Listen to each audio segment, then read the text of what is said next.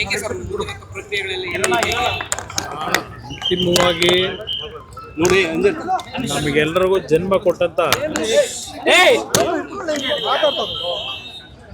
ನಮ್ಮ ತಾಯಿಯ ಇವತ್ತಿನ ಒಂದು ನಮ್ಮೆಲ್ಲರನ್ನ ಅಗಲಿ ಹೋಗಿರ್ತಕ್ಕಂಥದ್ದು ಏನಿದೆ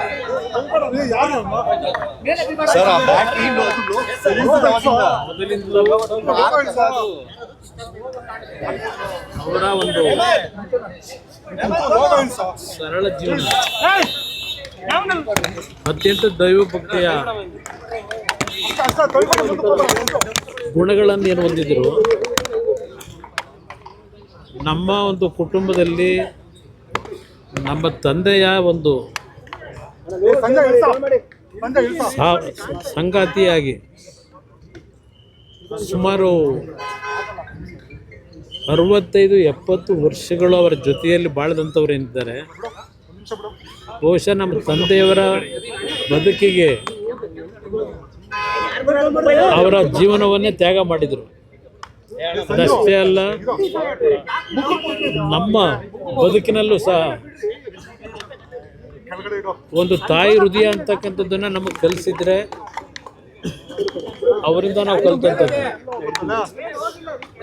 ಒಂದು ಸಣ್ಣ ಹಳ್ಳಿಯಲ್ಲಿ ಜನಿಸಿದಂಥ ನಮ್ಮ ತಾಯಿಯು ಸಹ ಲಕ್ಷಾಂತರ ಕುಟುಂಬಗಳ ಬದುಕಿಗೆ ದಾರಿದೀಪವಾಗಿದ್ದಂಥವರು.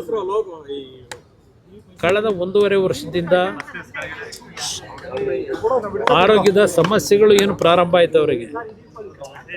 ಅವರ ದಿನಕ್ಕೆ 8ರಿಂದ 10 ಗಂಟೆ ದೇವರ ಕೋಣೆಯಲ್ಲಿ ಬೆಳಗ್ಗೆ 5 ಗಂಟೆಗೆ ಇದ್ದರೆ 3 ಗಂಟೆವರೆಗೂ ಒಂದು ಹನಿ ನೀರನ್ನು ಕುಡಿದೇನೆ ದೇವರ ಸ್ಮರಣೆ ಮಾಡ್ಕೊಂಡಿದ್ದಂಥವ್ರು. ನಾವು ನಮ್ಮ ಒಂದು ರಾಜಕೀಯದ ಬದುಕಿನಲ್ಲಿ ನಾವೇನಾದ್ರು ಅಲ್ಪ ಸ್ವಲ್ಪ ಒಳ್ಳೆ ಬುದ್ಧಿ ಕಲ್ತಿದ್ರೆ ನಾವುಗಳು, ಅವರು ಕಲಿಸಿದಂಥ ಬುದ್ಧಿ ಕಳೆದ 4 ದಿನಗಳಿಂದ 4 ದಿನ ಅಷ್ಟೇ ಅಲ್ಲ, ಕಳೆದ 1 ವರ್ಷದಿಂದ ಅವರು ಪ್ರತಿನಿತ್ಯ ಪಡ್ತಾ ಇದ್ದಂಥ ಯಾತನೆಯನ್ನು ನಾವು ನೋಡ್ತಾ ಇದ್ವಿ. ಎಷ್ಟೇ ನಾವು ಇಲ್ಲದೆ ಕಾರ್ಯಕ್ರಮಗಳಲ್ಲಿ ಭಾಗವಹಿಸ್ತಾ ಇದ್ರು, ಎಲ್ಲೇ ಇದ್ದರೂ ಅವರ ಸ್ಮರಣೆಯಲ್ಲೇ ನಾವು ಇರ್ತಾ ಇದ್ವು. ಸಮಯ ಸಿಗ್ತಾಗಲೆಲ್ಲ ಹೋಗಿ ಮಾತನಾಡ್ಲಿಕ್ಕೆ ಹೋದರೆ, ಇಲ್ಲ ಅವರನ್ನು ಮಾತನಾಡಿಸ್ಲಿಕ್ಕೆ ಹೋದರೆ ಊಟ ಮಾಡಿದ್ದೀರಾ ಅಂತಕ್ಕಂಥದ್ದು ಒಂದೇ ಅವ್ರ ಬಾಯಿನಲ್ಲಿ ಬರ್ತಾ ಇದ್ದು. ಕಳೆದ 1 ವರ್ಷದಿಂದ ಅವ್ರನ್ನ ನೋಡ್ಲಿಕ್ಕೆ ಬರ್ತಕ್ಕಂಥವ್ರ ಬಗ್ಗೆ 4 ದಿನಗಳ ಹಿಂದೆ ಸಮಸ್ಯೆಗಳೇನು ಪ್ರಾರಂಭ ಆಯಿತು, ಅದು ಕೋವಿಡ್ನ ಪೀರಿಯಡ್ನಲ್ಲಿ 2 ಬಾರಿ ಅವರಿಗೆ ಕೋವಿಡ್ ಅಟ್ಯಾಕ್ ಆದ ನಂತರ ಅವರ ಆರೋಗ್ಯ ಕ್ಷೀಣಿಸ್ತಕ್ಕಂಥದ್ದಕ್ಕೇನು ಪ್ರಾರಂಭ ಆಯಿತು. ಆ ಲಂಗ್ ಮೇಲೆ ಆದಂಥ ಒಂದು ಸಮಸ್ಯೆಯಿಂದ, ರೆಸ್ಪಿರೇಟರಿ ಸಿಸ್ಟಮ್ನ ಸಮಸ್ಯೆಯಿಂದ ಸ್ವಲ್ಪ ಗಂಭೀರವಾದಂಥ ಪರಿಸ್ಥಿತಿನಲ್ಲಿ 4 ದಿನಗಳ ಹಿಂದೆ ಬಂದಂಥದ್ದೇನಿದೆ, ನಮ್ಮ ಮಣಿಪಾಲ್ ಹಾಸ್ಪಿಟ್ಲಿಗೆ ಸೇರಿಸಿ ಡಾಕ್ಟರ್ಗಳು ಉತ್ತಮವಾದ ಪ್ರಯತ್ನ ಪಟ್ಟಿದ್ದಾರೆ. ಆದರೆ ನಮ್ಮ ಪ್ರಯತ್ನ, ವೈದ್ಯರ ಪ್ರಯತ್ನಗಳಿಗಿಂತ ಹೆಚ್ಚಾಗಿ ಭಗವಂತ, ಅದರಲ್ಲೂ ವಿಶೇಷವಾಗಿ ರಾಜರಾಜೇಶ್ವರಿ ತಾಯಿಯ ಒಂದು ಭಕ್ತೆಯವರು ಪ್ರತಿ ಶುಕ್ರವಾರ ರಾಜರಾಜೇಶ್ವರಿ ದೇವಸ್ಥಾನಕ್ಕೆ ಕಳೆದ ಒಂದು 35-40 ವರ್ಷಗಳಿಂದ ಹೋಗ್ತಾ ಇದ್ದಂಥವ್ರು ಪ್ರತಿ ಶುಕ್ರವಾರ. ಆ ತಾಯಿಯಿಂದಲೇ ಒಂದು ಬಾರಿ ಅವರಿಗೆ ಆಸಿಡ್ನ ಒಂದು ಅಟ್ಯಾಕ್ ಆದಂಥ ಸಂದರ್ಭದಲ್ಲೂ ಉಳಿದಂಥದ್ದು. ಅವತ್ತೇ ಅವರು ಹೋಗಬೇಕಾದಂಥ ಒಂದು ಪರಿಸ್ಥಿತಿ ಇತ್ತು. ಭಗವಂತ ಉಳಿಸಿದ್ದ. ಭಗವಂತನಿಗೆ ಬಹುಶಃ ಅವರ ಬದುಕು ಈಗ ಸಾಕು ಅಂತಕ್ಕಂಥ ಒಂದು ತೀರ್ಮಾನಕ್ಕೆ ಬಂದು ಅವ್ರನ್ನ ಕರ್ಕೊಂಡಿದ್ದಾನೆ ಅನ್ನೋದು ನನ್ನ ಅಭಿಪ್ರಾಯ.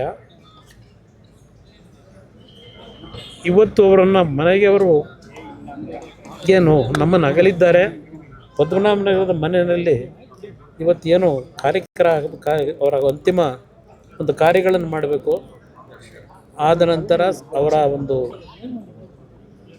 ಲಕ್ಷಾಂತರ ಕುಟುಂಬದ ಸದಸ್ಯರುಗಳು ಅವರಿಂದ ಏನು ಜೀವನ ಕಂಡಿದ್ದಾರೆ, ಅವರುಗಳು ಸಹ ನೋಡ್ಲಿಕ್ಕೆ ಬರ್ತಕ್ಕಂಥವರಿಗೆ ಒಂದು ಅವಕಾಶ ಕಲ್ಪಿಸ್ತಕ್ಕಂಥದ್ದು ನಮ್ಮ ಕರ್ತವ್ಯ ಇದೆ.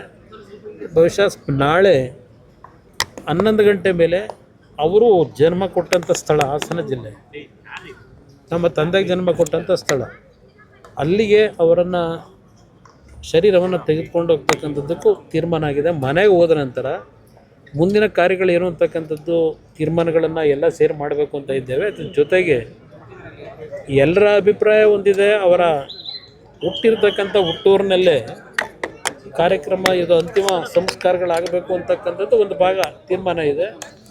ಬಹುಶಃ ಮನೆಯಲ್ಲಿ ಎಲ್ಲರ ತೀರ್ಮಾನ ಚರ್ಚೆ ಮಾಡಿದ ನಂತರ ರಂಗನಾಥ ಸ್ವಾಮಿ ದೇವಸ್ಥಾನ ಇದೆ, ಮಾವಿನಕೆರೆ ಒಂದು ಪವಿತ್ರವಾದಂಥ ದೇವಸ್ಥಾನದ ಅಡಿಯಲ್ಲಿ ಒಂದು ಸನ್ನಿಧಾನದಲ್ಲಿ ಅಂತಿಮವಾದಂಥ ಕ್ರಿಯೆಗಳನ್ನು ಮಾಡ್ತಕ್ಕಂಥದ್ದು ಒಂದು ಚರ್ಚೆ ಇದೆ.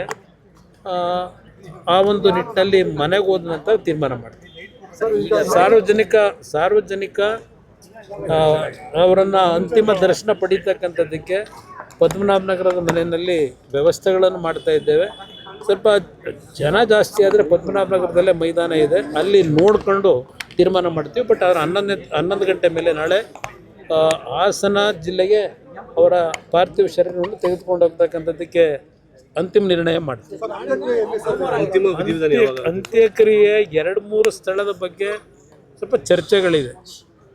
ಅಂತಿಮವಾಗಿ ನಾವು 4 ಜನ ನಮಗೇನು ಜನ್ಮ ಕೊಟ್ಟಿದ್ದಾರೆ, ನಮ್ಮ ತಾಯಿ 2 ತಂಗಿಯರಿದ್ದಾರೆ, ಅವರೆಲ್ಲರ ಜೊತೆ ಕೂತು ಚರ್ಚೆ ಮಾಡಿ ಬಹುಶಃ ನನ್ನ ಒಂದು ವೈಯಕ್ತಿಕವಾದಂಥ ಅಭಿಪ್ರಾಯ, ಅವರನ್ನು ಬೆಳೆಸಿದಂಥದ್ದು ಯಾವೊಂದು ಹರದನಹಳ್ಳಿ ಗ್ರಾಮದಲ್ಲಿ ಹುಟ್ಟಿದ್ರು, ಅಲ್ಲೇ ಅವರ ಅಂತಿಮ ಅಂತ ನಮ್ಮ ತಾಯಿ ಹುಟ್ಟಿದ್ದು ಪಕ್ಕದ ಮುತ್ತಿಗೆರಹಳ್ಳಿ ಅಂತ ಹೇಳಿ, ಅವರು ಪಾಠ ಕಲ್ತಿದ್ದು ಶಾಲೆಗಳಿಗೆ ಹೋಗಿದ್ದು ಹಳೆಕೋಟೆ ಅಂತಕ್ಕಂಥ ಮಾವಿನಕೆರೆಯ ರಂಗನಾಥ ಸ್ವಾಮಿಯ ದೇವಸ್ಥಾನ ಏನಿದೆ ಆ ತಪ್ಪಲಿನಲ್ಲಿರ್ತಕ್ಕಂಥ ಸ್ಥಳದಲ್ಲಿ ಆ ರಂಗನಾಥ ಸ್ವಾಮಿಯ ಸನ್ನಿಧಾನದಲ್ಲೇ ಆ ರಂಗನಾಥ ಸ್ವಾಮಿಯ ಅವರು ಏನು ನಂಬಿಕೆ ಇಟ್ಕೊಂಡಿದ್ರು, ನಮ್ಮ ತಂದೆ ನಮ್ಮ ತಾಯಿ ಇಬ್ಬರು, ಆ ದೇವರ ಸನ್ನಿಧಾನದಲ್ಲೇ ಮತ್ತು ನಮ್ಮ ಹುಟ್ಟೂರು ಶಿವನ ದೇವಸ್ಥಾನ ಏನಿದೆ ಆ ಶಿವನನ್ನು ನಂಬಿ ಬಂದಂಥವ್ರು, ಆ ಒಂದು ಪರಿಸರದಲ್ಲೇ ಆ ಒಂದು ಎಲ್ಲ ರೀತಿಯ ಅಂತ್ಯಕ್ರಿಯೆ ಕಾರ್ಯಗಳಾಗಬೇಕು ಅಂತಕ್ಕಂಥದ್ದು ನಮ್ಮ ಒಂದು ಚರ್ಚೆ ಇದೆ.